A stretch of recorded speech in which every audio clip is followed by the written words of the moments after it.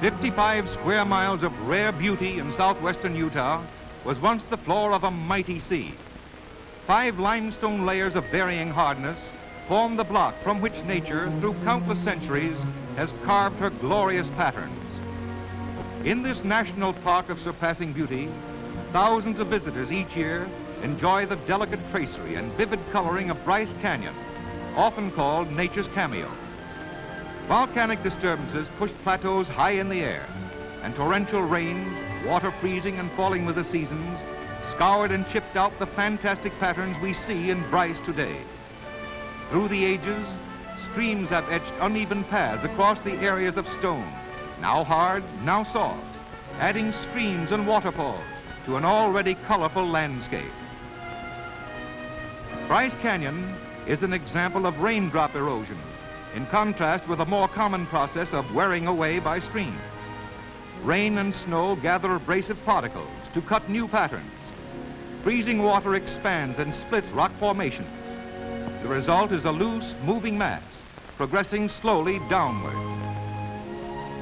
Stone particles, large and small, are catapulted through temporary streams made by floodwaters, scouring out such familiar shapes as the Fairy Castle, the Great Cathedral, and a likeness of good Queen Victoria.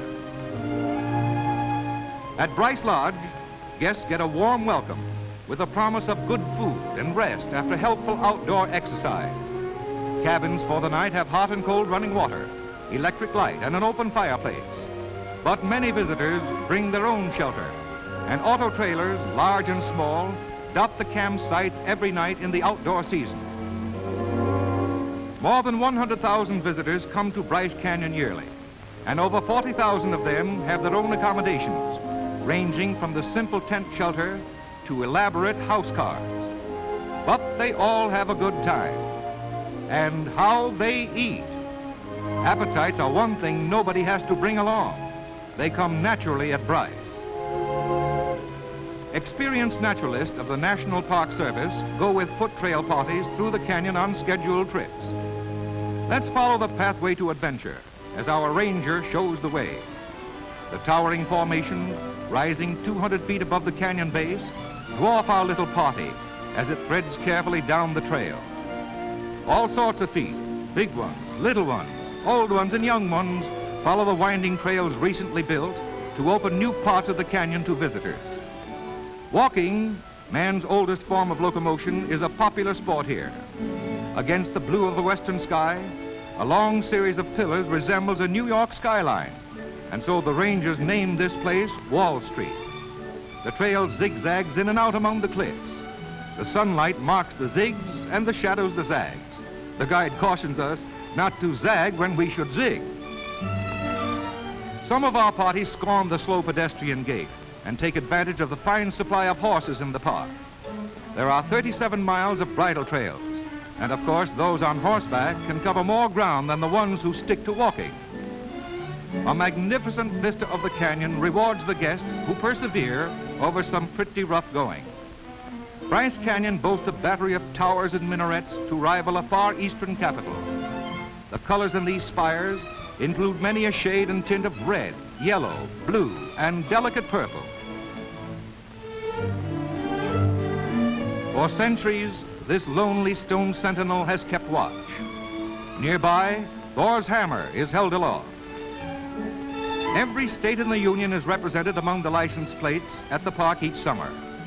California led last year with 13,468 visiting cars carrying more than 38,000 passengers. Countries from all over the world are represented. Nearly 5,000 visitors came to the park recently in a single day. Some of the visitors have their own special ideas of how to utilize this newest, most convenient way of modern travel. One enthusiastic visitor is determined not to miss a single thing, so he takes his ride in the open with nothing to interfere with a view of mountain and scenery. This auto owner seems to have a sure eye for beauty. As night approaches, visitors take up stations along the rim road where they can watch the canyon and an ever-changing canvas bathed in brilliant color by the setting sun. 28 miles of modern autoroads make it easy to see the canyon from end to end. In this West Country, the other side of the mountain always beckons, and great buses join the parade of automobiles and trailers to new and changing scenes. Employees in the Camp Lodge are chosen from nearby universities and must be able to entertain as well as serve. Each evening, a musical or dramatic program is presented to lodge visitors. A cordial invitation to come again and a hearty handshake speed the parting guest. Just 120 miles from Bryce is a winding canyon leading to a great dome called Capitol Reef National Monument.